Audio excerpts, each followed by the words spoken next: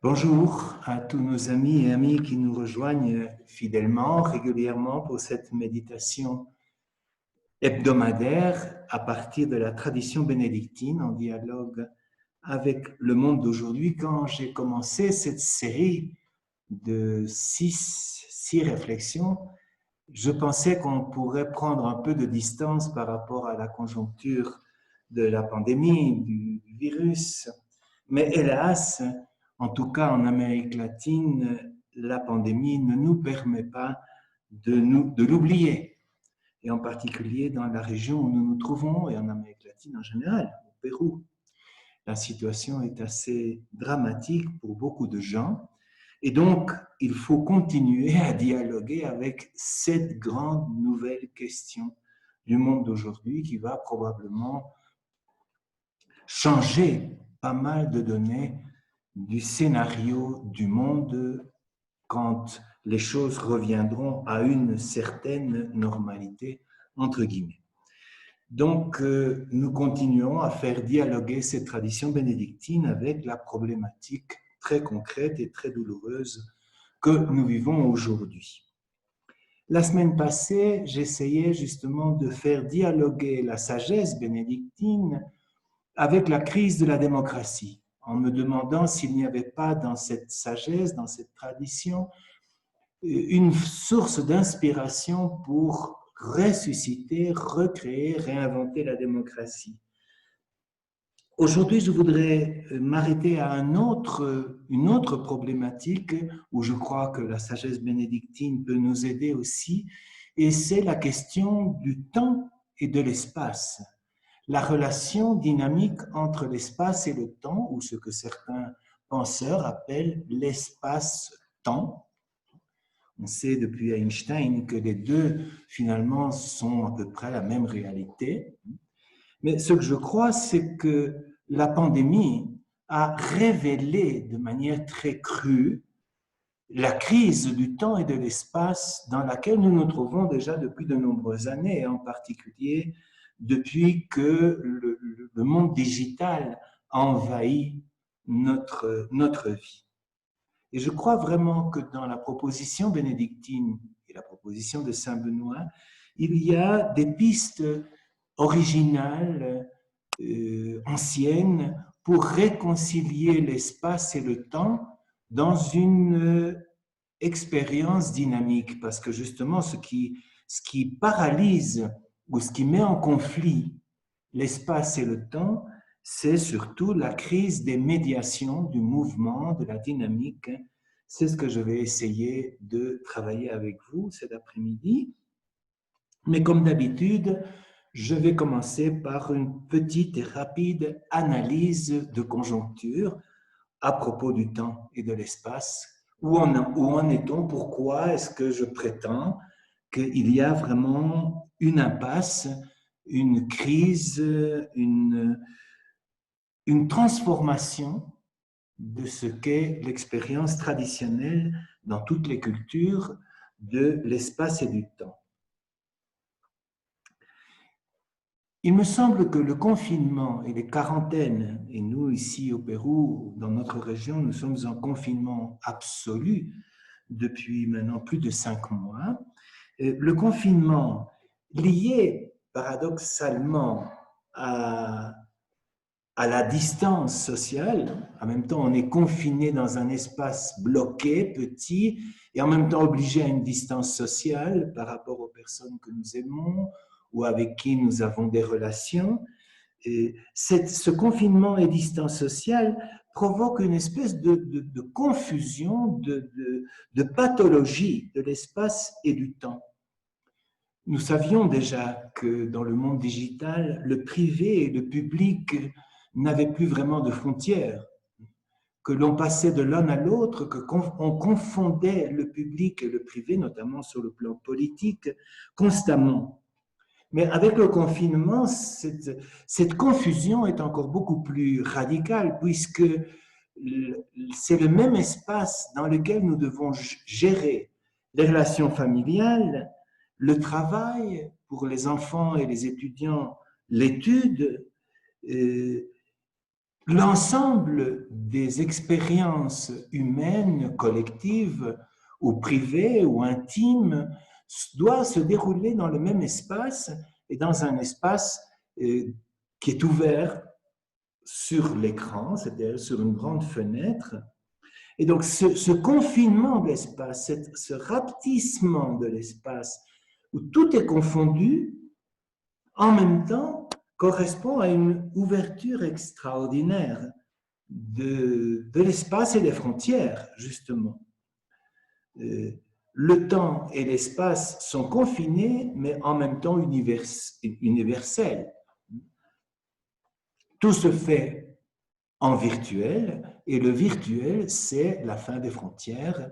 La preuve, c'est que probablement vous êtes dans des endroits extrêmement divers et extrêmement éloignés, et nous nous retrouvons pour cette réflexion dans un même espace digital. Mais ce paradoxe entre la confusion des espaces et des temps, de par le confinement et l'enfermement, et l'ouverture universelle des frontières par le miracle, la baguette magique du digital, nous situe cependant dans quelque chose qui est tout à fait nouveau et qui est l'artifice. La réalité devient fondamentalement artificielle. Est-ce que ce que nous vivons maintenant entre vous et moi est vraiment réel? Est-ce que c'est vraiment un événement ou est-ce que c'est artificiel? Et je crois que l'événementiel devient de plus en plus artificiel. Il y a comme une intrusion de ce que j'appellerais l'artificialité digitale qui fait qu'on ne sait plus très bien si les choses arrivent, si vraiment elles ont eu lieu, si vraiment elles sont des événements ou si elles sont au contraire des jeux de petits écrans et de caméras. Ce conflit, cette confusion entre l'espace et le temps, il n'est pas d'hier, il n'a pas été provoqué par la pandémie. Je crois que cette rupture, elle est déjà en route, comme nous le disions à propos de la démocratie la semaine passée. Et cette rupture, cette brisure entre l'espace et le temps est déjà à l'ordre du jour depuis de très, très nombreuses années dans la civilisation postmoderne. Ce qui marque profondément ce drame, cette pathologie de l'espace-temps, je crois que c'est le drame, le problème fondamental de la circulation, des médiations. Je pense aux grandes villes, nos grandes villes, où, en tout cas dans des pays pauvres comme le mien, les gens doivent parfois voyager pendant 3 heures, 4 heures pour arriver à leur travail. Donc, ils partent très, très, très tôt, quand toute leur famille dort, pour arriver à temps à leur travail. Et ils reviennent extrêmement tard, quand déjà toute la famille dort. Ils reviennent vers 11 heures du soir. Et très souvent, le voyage, le transport est une odyssée. Ils vont devoir attendre parfois 2, 3 heures dans un blocage de circulation. Et donc, ce qui serait circulation, si vous voulez, d'un espace à l'autre, d'un temps à l'autre, d'une expérience et d'un événement à l'autre, le travail, la famille, le repos, la récréation, cette médiation, cette circulation, elle est complètement bloquée. Les villes sont devenues le symbole de cette fermeture, donc cette impossibilité de circuler. Le monde est paralysé et donc il y a toute une série d'expériences qui sont devenues impossibles. Toutes débouchent sur le sommeil et un sommeil extrêmement chargé. Les espaces publics, par exemple les espaces de parcs, de rues, sont devenus aussi menaçants. Il est menaçant de sortir aujourd'hui pendant le temps de réclusion où nous nous trouvons. Plus personne ne peut sortir dans la rue, c'est extrêmement dangereux. Si l'on sort, c'est pour faire quelques courses, en ayant peur de rencontrer quelqu'un, d'être trop près de lui pour ne pas être contaminé par le virus. Bref, les espaces de méditation de passage d'un temps à l'autre sont complètement malades. Et donc, cette impossibilité, cette espèce de paralysie nous empêche vraiment de réconcilier, je crois que le conflit, il est là, réconcilier cette dynamique, cette dialectique entre l'espace et le temps, et c'est fondamental pour vivre comme des êtres humains. Voilà, c'est une analyse extrêmement rapide. Je crois cependant qu'il est vraiment urgent de réincarner la vie. Il faut repenser la vie, la recréer et donc réconcilier, redynamiser ce trio espace, temps et circulation, transit, méditation. Le mouvement de l'un à l'autre est la condition pour pouvoir réhabiter le temps et l'espace. Bien. Je crois personnellement que l'intuition bénédictine a quelque chose à dire devant cette paralysie, cette confusion, ce conflit. Et je vais d'abord m'arrêter à l'architecture bénédictine, l'architecture monastique.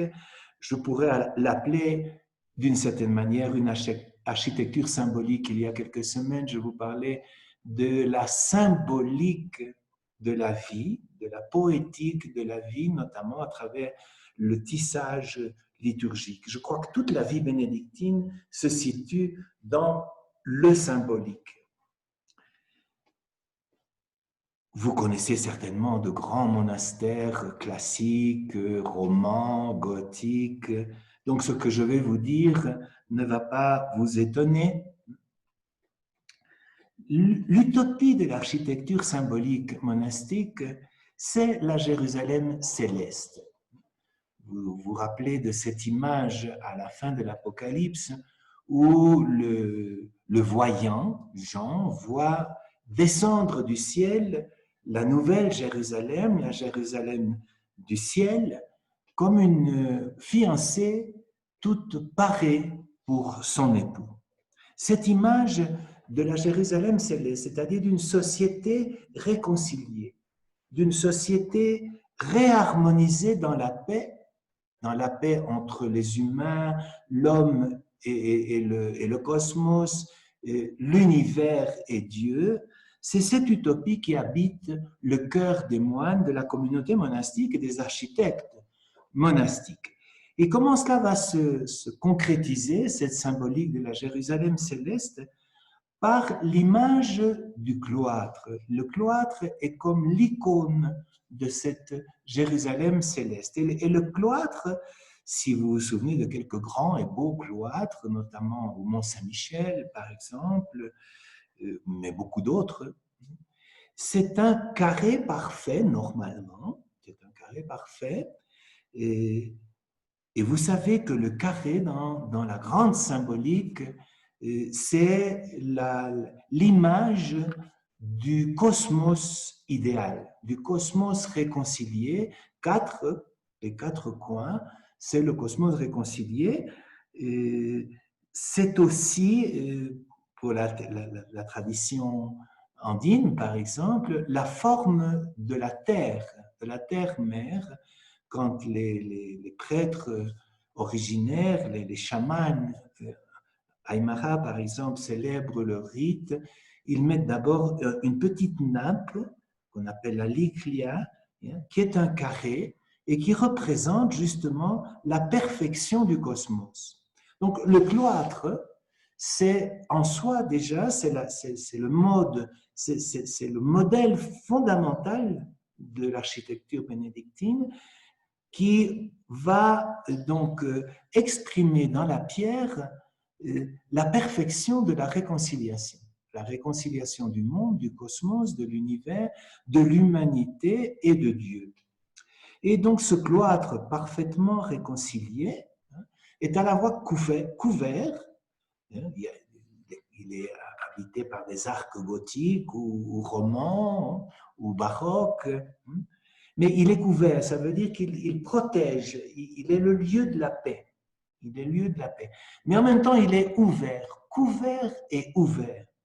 et il est ouvert non pas vers l'extérieur, mais vers l'intérieur, vers un centre. Je vais revenir tout de suite à cette idée de centre, en soulignant d'abord que le centre n'est pas l'Église ni l'oratoire, c'est tout autre chose. Donc, le cloître, l'univers réconcilié, la Jérusalem céleste, couverte, c'est-à-dire pacifique, et en même temps ouverte sur le centre, sur l'intérieur.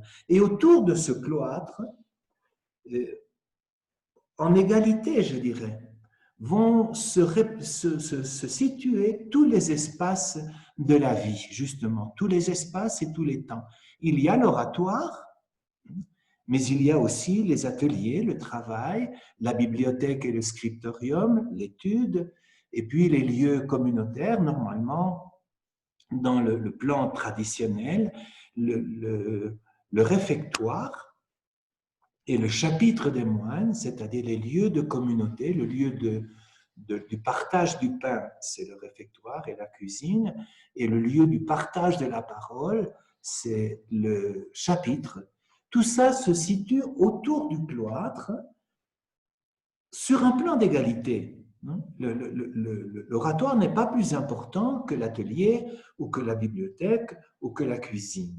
Donc, le cloître est ouvert sur le mystère central de la vie et en même temps, il intègre dans sa déambulation, parce que c'est ça le rôle du cloître, déambulatoire, déambuler. Donc, on retrouve ici le sens de la circulation, de la dynamique, du mouvement. Et il est là aussi pour intégrer dans son mouvement toutes les activités, tous les temps de la vie de la communauté, de l'humanité, tous les temps et espaces de l'humain. Je vais revenir alors, après cela, à la polyphonie de ces temps, de ces heures et de ces espaces. Il y a encore deux espaces qui ne sont pas intégrés directement au cloître, et ce sont les espaces où tout à fait intimes, tout à fait personnels ou tout à fait ouverts vers le monde. C'est d'un côté l'hôtellerie, qui est la porterie avec les parloirs, les habitations pour les hôtes. Donc c'est une zone à part parce qu'elle est ouverte. Par contre, le cloître, il est centré, il est fermé. Je reviendrai sur le thème de la clôture monastique. Mais donc il y a un espace ouvert sur le monde qui est l'accueil, l'hospitalité, le dialogue. Et souvent cet espace est une espèce de réplique, petite réplique du grand cloître Jérusalem céleste. Et puis il y a les espaces plus privés, plus personnels, où les frères, les moines dorment. Et là aussi, souvent, c'est un second petit cloître, une réplique de la Jérusalem céleste, qui est le grand cloître central. Donc, un regard protégé, pacifique, sur le centre, le mystère qui est au centre de la vie, et un mouvement de déambulation, et cette déambulation, dans la sagesse bénédictine, elle est silencieuse. On déambule en silence dans le cloître, même si on se rencontre. Et les moments de rencontre dans le cloître ne sont pas des bavardages, mais des syntonies, des sympathies. Les rencontres dans le cloître sont silencieuses et elles sont sympathiques. Ce sont des sympathies qui se rencontrent. Le silence est le creuset de la vie. C'est ce silence qui permet d'intérioriser le pèlerinage du cloître, la déambulation, la circulation. Et au centre, parce que c'est la question que vous vous posez, donc si ce n'est pas l'oratoire qui est au centre, qu'est-ce qui est au centre? Mais au centre du cloître, il y a un vide, un trou. Comme au centre de notre foi se trouve le tombeau vide du ressuscité. Ce qui est au centre du cloître, très souvent, c'est une fontaine, Et cette fontaine, elle est à la fois l'abîme du mystère humain, de la souffrance, des grandes questions d'humanité. Ça, c'est le centre. Mais cette fontaine, depuis l'abîme du tragique, de la tragédie humaine, fait monter l'eau de l'esprit vers le haut. Donc il y a une espèce de mouvement de descente aux enfers, si vous voulez, des enfers de l'expérience humaine, de l'expérience spirituelle, mais qui surgit, qui bondit vers le haut. Donc tout le cloître est centré sur ce vide, et c'est pourquoi le silence est tellement important, pour écouter ce vide et pour écouter le jaillissement de l'eau vers le haut. Je crois donc que cette architecture symbolique autour du cloître, et puis avec les petits cloîtres d'ouverture au monde et d'intimité personnelle des frères, hein, tout cela nous invite à réconcilier le temps et l'espace. Je crois que le grand conflit, la grande confusion que je signalais au commencement, le grand conflit dû à la paralysie de la circulation, de la déambulation, tout cela attend et a besoin d'être réconcilié. Je crois que dans la sagesse bénédictine, il y a une invitation à la réconciliation et cette réconciliation se réalise à partir du rythme. Le bénédictin est extrêmement attentif au rythme, en particulier le rythme liturgique, mais nous avons vu il y a quelques semaines que tout est liturgique dans la vie bénédictine. Le travail, le sommeil, la parole, tout est liturgisé. Et donc, il y a comme un rythme permanent qui fait courir l'énergie spirituelle entre les espaces et le temps. J'ai le privilège d'être le sonneur de ma communauté. Et donc, le temps et l'espace sont rythmés par la cloche. Mais la cloche, elle est différente selon l'importance des heures, selon le type d'activité, s'il s'agit d'une grande fête ou de quelque chose de tout à fait banal, s'il s'agit d'inviter les frères à manger ou à une réunion dans le chapitre du monastère. Donc, il y a toute une diversité du jeu des cloches, du clocher du monastère, hein, qui va justement rythmer la journée. Et je crois que les voisins commencent à s'habituer à la quantité de coups de cloche pour une messe ou pour une petite heure liturgique ou pour le repas. Chaque moment de la journée a son intensité, mais aussi son lieu. Saint Benoît va insister, par exemple, pour que l'oratoire soit seulement consacré à la prière et à l'oraison. Il dit, cet oratoire doit être ce qu'il dit, consacré à la prière. On ne doit donc rien faire d'autre dans l'oratoire que prier. Et on pourrait dire la même chose de tous les espaces, que ce soit le réfectoire, que ce soit la bibliothèque, le chapitre, l'atelier. Il faut que chaque temps et chaque activité, chaque action ait son lieu. Et cette réconciliation du lieu et du temps, de l'heure et de son espace propre débouche dans la symphonie du cloître et tout converge vers le centre, ce trou tragique de l'abîme humain qui monte vers le haut comme un jet d'eau. Et dans tout cela, il y a aussi un réapprentissage de la dialectique entre le silence, l'écoute et la parole. L'autre jour, je vous parlais du continuo, non? La basse continue, mais aussi la base continue de la vie. Je crois que la base continue de la musique de la vie, c'est le silence. Et c'est pourquoi le cloître est un lieu de silence. Hein? C'est le silence d'où va jaillir d'abord l'écoute. On écoute le silence, on écoute la parole de Dieu, on écoute la liturgie, on écoute de la musique, par exemple au réfectoire, on écoute le monde quand on fait une lecture au réfectoire ou quand on va à la rencontre des hôtes, des amis, des gens qui viennent au monastère. Donc il y a cette écoute, elle est soutenue par le silence.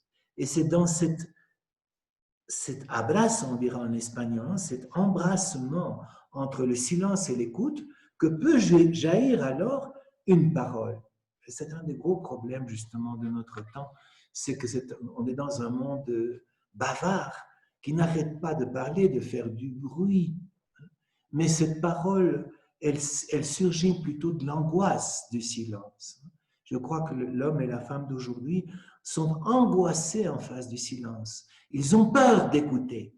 Ils ont peur de s'écouter, peur d'écouter la parole de l'autre, peur d'écouter le silence. Et donc, ils font du bruit pour ne pas devoir parler, pour ne pas devoir écouter l'autre et pour ne pas devoir élaborer une parole.